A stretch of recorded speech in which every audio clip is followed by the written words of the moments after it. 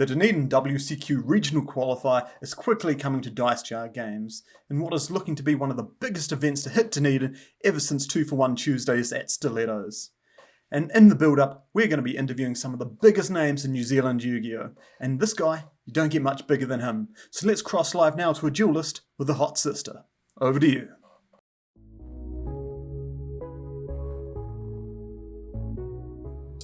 It's got trade There we go. jobs. There we go. Yeah. There we go. We're back, baby. Perfect. This is very different. I really hope this is not indicative of your plans for regionals weekends. Oh no, I'll be 100% on top of that. Probably, hopefully. Oh, anyway, now we're up and working. Thank you for joining us tonight. So, Dunedin regionals. You reckon this one's going to be a big one? I think it's going to be absolutely huge. I've had messages from so many different people being like, "Oh yeah, I'm coming down for the weekend. Oh, I can't wait to do this, do that." Playing both events, it's going to be massive. Yeah, I know there's at least, I think there's about 10 Aucklanders coming down, and there's quite a few Wellington, like some of the original Dunedin boys, like Shane and Scott. Invercargill said they'd make an appearance. A few boys from Timaru. Obviously the Ashburton people. Yeah, well, obviously Christchurch and Tim Honey, but who's really worried about them? Joe as well. Joe, I believe, is bringing a little troop from Palmerston North. Yes, I believe, if I'm not mistaken, one of them's judging as well, which will be fantastic. That's Ruben from Auckland. So. Okay. Head judge and organised play manager Ruben. So please stop hearing me about your Yu-Gi-Oh shit. Send it to Ruben at this email address down here. Anyway, so have you've seen the YCS results that happened? Well, that just came in this morning. Have you? Yeah, I've been following that quite closely, and I think it's because it's always unique with New Zealand. We always are almost like we're a step behind in our meta. We kind of go, "Oh, yep, we have Flunder and all these other decks," and then the States really do it differently. So it's kind of hard to predict what exactly will be in the top, cut of our regional, because it's just there's so many decks out there and there's so much rogue stuff. Yeah, most certainly is indeed. Like, I mean, you can have as many Flunder, Crankids, or whatever enter the tournament, but I think New Zealand has. It's more in New Zealand, like it's more people that top regularly as opposed to decks. 100%. It's definitely the players, not the decks. Like there'll be 6 to 7 known people hitting that top 8. I reckon. That this is my bet, calling it now. 6 to 7 known players hitting that one, and then you're gonna get like some random who's just nice and happy to be there. You're not included in that list. You can be in the 6 to 7 names. But there'll be like one rando sneaking in, just be like, "Oh, hey guys, great to be here. Cool, I get a mat. This is fantastic." Yep. First regionals, by the way. And that's always really good to see. It's just, I remember at one of the regionals we had a long time ago, a guy entered first ever tournament. He entered with that cubic deck. And I got absolutely 2-0. I couldn't do anything. I didn't know what any of his cards did. And he's just like, "Oh, there's a competition? Oh yeah, cool. I'm just here to win with cubics." I love those players. I love those players so much. That's the sort of stuff I started, how my sort of Yu-Gi-Oh career started off, like how many, back in the 1800s when we were still playing stone slabs and everything like that. But and it's something I still try to bring to tournaments. Something slightly different, a little bit of a curve. So are we expecting another round of Gluru from you, or can we get a little insight? I feel like the format has evolved so much where Gluru just can't keep up. Like, you've gone from a format where 9 hand traps was excessive, and now 9 hand traps is like, "Oh, you're playing too little." So I think I'll gladly stick to the Pranked Adventure combo like everyone else. You heard it here, folks. I just won't nib. For our people at home that haven't been joining in to watching the Dice Jar Games streams on Saturday, why the hell not? Yeah. Well, I mean, there is some poor form from me on those streams, so maybe it's a good thing they don't watch. We actually join in as a group, like us Christchurch players and stuff, just to watch Mike shit it every week. Yeah, I felt really bad for that stream match. That was quite bad. Oh, he brings it upon himself. Instead of like finding what works and sticking with it, it's like the opposite. It's like finding what doesn't work and being like, I'm not going to be doing that anymore. No, I mean I felt really bad for him because we had a full-on conversation about how bad Dino was, and then we played on like the next match. I was like, oh, sorry, man, fuck, Oh, it was no. bad. It's giving away his secrets before the match. That's not how you do Oh. this. Yeah, exactly. Anyway, though, I mean, like my plans for the regional actually got stuffed. I was banking on the old branded being here, and I was true to form going to be playing branded Cyber Dragon, which I can't actually do now. I might have to dip that out at Bay Dragon. So yeah, how are you feeling about like no branded being in the tournament? I think it's kind of good. It's a wee bit of a crutch for people that were looking for a cheaper meta deck, because I think it's kind of compared to the Monarch structure deck. Like there's that one expensive card, which unfortunately was a lever until it got reprinted. So people are like, oh, I can pick up 3 structure decks and 3 of this other card and then just play a meta strategy. How awful! Like it's fantastic if you didn't have a single Alibi whatsoever, but then like if you've sat there and gone out of your way and spent like $500 on a set of Alibi, and then been like, oh, here's my $30 reprint. And I thought it was strange because I didn't think it would be that quick. I thought they'd be like, alright, here's this new deck that's going to be really good. Here's the chase card, get one. And they're like, no, you can just have it. Here's the next reprint and goes from the past too. Yeah, I know. They must. I mean, they probably realised that. Well, Dawn of Majesty was not a fantastic set. It was not a fantastic set, and I know even though we've been having our little sort of weekly meetups, just having a bit of a laugh and being like the Magic 3-packs, try and pull out Alibas, but like sort of leaving it there and stuff. So it has been tuning through the stores, but yeah, if you're Konami and you're sitting there with like a million like boxes of data on your shelf, and you're going to be like, you're not buying it. Let's make them buy Ghosts from the Past. Exactly. So, how are your feelings about the so without branded then? What do you reckon is going to be the top tier taking it out? You reckon pranks? I'm honestly torn between pranks and like based. I think, like we said before about the New Zealand players, it definitely comes down to that player playing the deck and piloting it well. So I think I'm leaning more towards base being the deck that takes it out, just because there's so many routes and so many combos that you can do in that deck. But when it's done perfectly by a good player, there's little you can do with hand traps.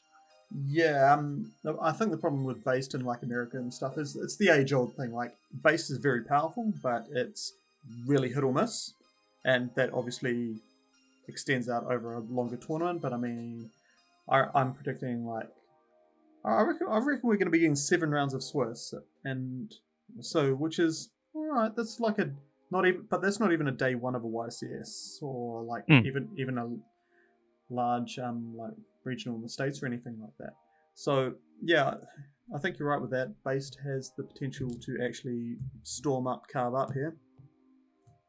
Parker, is that you? Is that where your sad? Is that where your sad Sword Soul deck has gone to now? Well, I think old mate's just playing the old invoked combo. That deck's that's been out for 5 years, but seems to be working for him. So yeah. I think Sword Soul's probably just gonna stay in the binder for a long time until it gets reprinted, and you're like, shit, I've got to move this. Yeah. Like, yeah. What about this deck? You got any thoughts on this? I've read the new XYZ as I pulled it as an ultra, and I thought, oh, this is a bit shit. And then that's my knowledge on the Chronomaly archetype. Yeah, that's actually me as well. I'm going to be honest. I'm perfectly honest. If someone would loan me an adventure base for... I don't ask a lot here. If someone would loan me an adventure base for the weekend, I would actually play Dragons. Oh, That is not a lie. now that they kind of have to now. That would be very That is spicy. no lie. I will do this. Send it out. Yeah, it sort of started as a meme, but I'm like, stuff it. I have tried to make the deck work without anything, but at the moment it's far too shit. I need at least adventure so my deck does something. Something to throw into it to make it slightly playable. Yeah, I mean, shit. That's how Plunder Patrol's got to Basically. back in the meta. Yeah.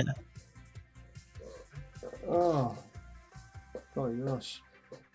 Who would you like to be versing in the finals though? Like, who? You don't need to say me just because I'm here.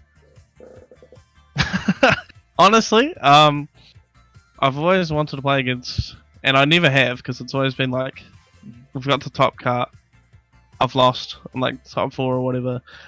Samuel John from Christchurch. I've never played a finals against him ever, and I'd really like to.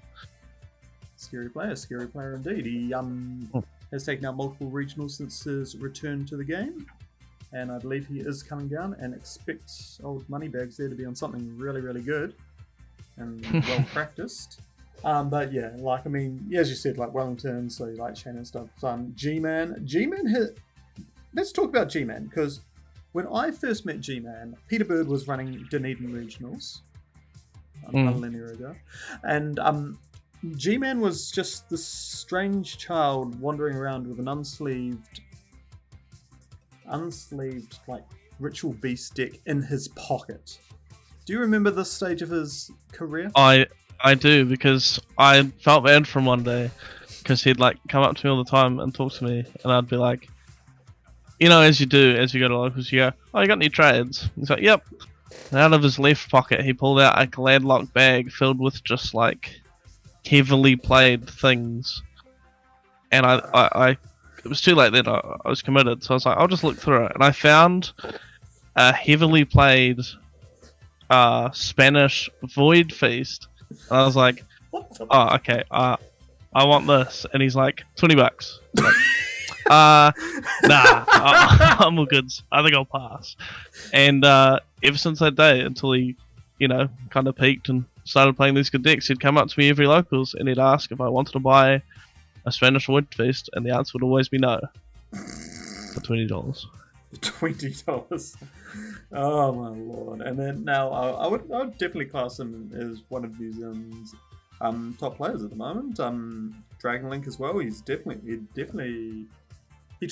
talks a lot, and I have heard himself claim to be the New Zealand's best Dragonlink player. I wouldn't say best, but he's definitely up there, and he's definitely had the most success with the deck. So if that's your branding on best, then why not? I guess so. Yeah, no, he certainly got a lot better. I played a remote duel with him a long time ago, and that was quite a good match. He was quite skilled at what he was doing, and he knew, you know, all his combos and how to play against my deck and whatnot. But sadly for him, it was Gluru, so he read Tinkerbell and thought, yep, I'll just scoop it up on that one. So speaking in teams now, for teams, like, yeah, you can completely write us off at Hoon. Hey, I think we're actually already discussing what's the shittest deck that can get us like 0-2 drop the E quickest. Surely it's basically anything James is playing, right? Oh god, I mean, what are we talking about again? Yeah, fair, I guess. So I noticed you're wearing the old Dice Jar Games Team Dice Jar hoodie. But I would will you be wearing ignore this. The TTT livery? Sadly, we had an order lined up for our. We decided to get hoodies as opposed to shirts, and we had them ready to go. Brand new design, brand new color. It was all good to go. And then the place we were shipping from, I think it was in China, was like, yeah, it'll never arrive to you on time because of COVID. So we'd suggest you take your business elsewhere. So sadly, we won't have our team shirts, but I think I'll probably just print off the logo and kind of place it over this very dead team over here. I'm still on that chat, by the way. I'm still on that chat. I am going straight. I don't think I'm in that chat. No, I think you I left left the chat. I know Joe's in there. I know Greg's in there. I know Oliver's in there. I know Jed's in there. Damn. It's a... Yeah. Actually, I'm going there now. Troy is talking shit, y'all. First response will definitely be Jed, I'm sure. Yeah, but of course indeed. So once the tournament's done, 2 tournaments, yes. We've got the Friday multi-format tournament, a bit of a staple, mainstay of Dunedin now, as well as the regional on Saturday, and then of course we have the festivities on Saturday night, going down to old you know, that place we don't talk about. What did you think I was going to say? Oh, I just thought something else. I don't think it's stream friendly. So you didn't think Megazone. Hopefully, Liam doesn't make a mess of their toilet again. Oh shit about it. Anyway, hey, thanks for stopping in there, Troy. You've given me quite a lot to cut down and let the people know what to expect coming out of the Dunedin, and knowing Greg as well. Best stream in New Zealand, the Dice Jar Games stream. Click up here now to subscribe, because you're going to be able to watch that entire thing. Better camera angles, better quality, even better bants as well from the face downs.